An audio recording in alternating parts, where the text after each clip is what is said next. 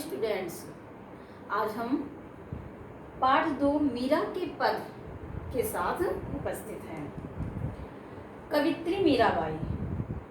मीराबाई का नाम आप लोगों ने सुना होगा और बड़े ही आदर के साथ इनका नाम लिया जाता है।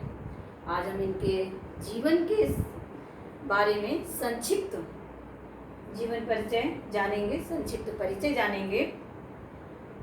इनका जन्म सन 1503 में हुआ। जन्म स्थान चौकड़ी मेवाड़, जो कि राजस्थान में इनका गांव है। मृत्यु इनके द्वारिका में सन 1560 में हुई थी। बच्चों, इनका जन्म राजस्थान के एक राजसी घराने में हुआ था। इनके पिता का नाम रत्न सिंह था और इनकी माता का देहांत बचपन में ही हो गया था।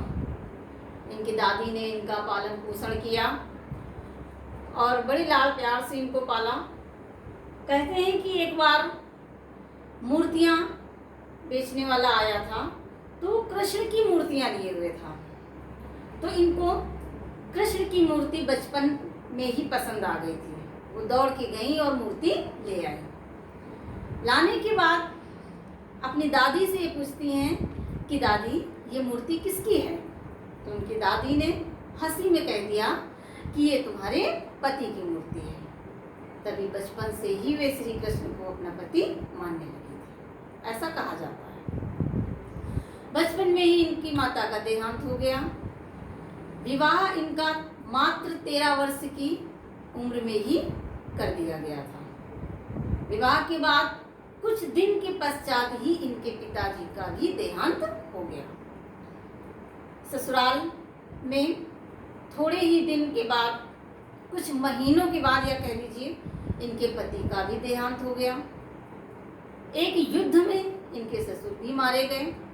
इस तरह से इनके जीवन में दुख ही दुख भर गया, जिससे ये इन दुखों से उबरने के लिए या कहिए कि इस सांसारिक मोह माया को छोड़ देने का इन्होंने निश्चय कर लिया और ये मथुरा चली गई। मथुरा में जब गई तो साधु संतों के साथ बैठती थी, नृत्य करती थी, कृष्ण के गीत गाती थी।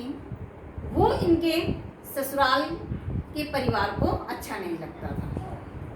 कई बार इनको मारने की भी कोशिश करी। ससुराल के परिवारी जनों ने इनको, कहते हैं, विष भी भेज दिया और उसको ये खुशी खुशी पी गई। और विष पीने के बाद कहते हैं इन पर श्री कृष्ण की कृपा से इन पर कोई असर नहीं हुआ।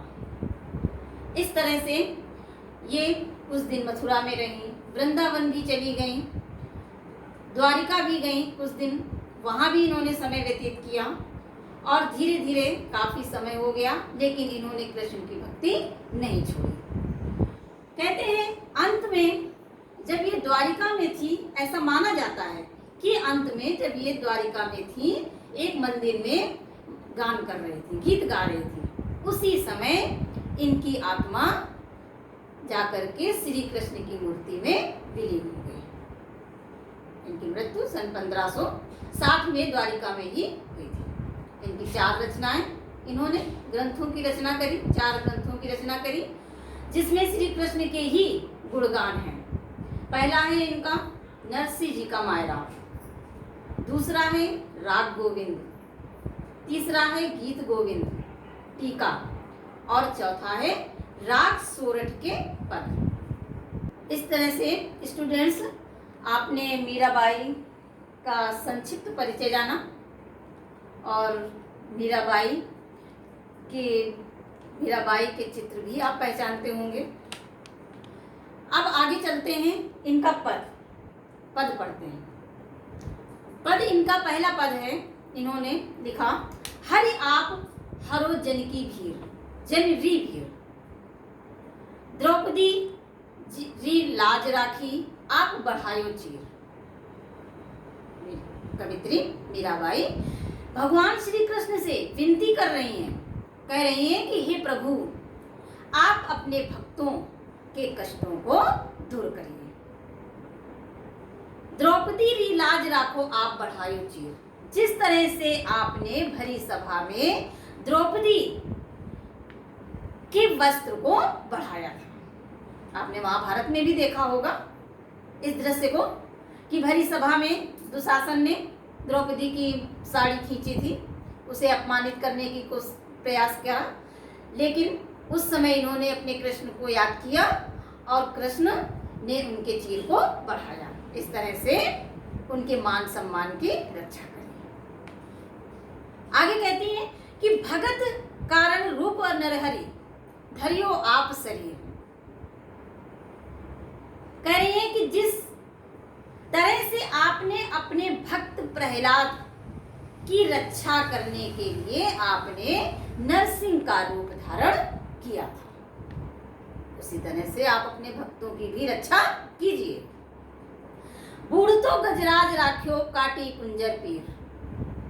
कह रही कवित्री कि जिस तरह से आपने डूबते हुए हाथी की रक्षा करी थी, उस समय एरावत हाथी जो था वो डूब रहा था और उसके पैर को एक मगरमच्छ ने पकड़ लिया था, जकड़ लिया था। तो वही कह रहे हैं कि जिस तरह से आपने डूबते हुए हाथी की रक्षा करी थी, उसी तरह से अपने भक्तों की रक्षा करिए। दासी मीरा लाल गिरधर हरो मारी भीड़। कह रहे हैं कि हे प्रभु, मैं भी आपकी दासी हूं, मेरे भी संकट को दूर कीजिए, मेरे भी कष्टों को दूर कीजिए। अब दूसरा पद आप लोग अगले वीडियो में पढ़िएगा।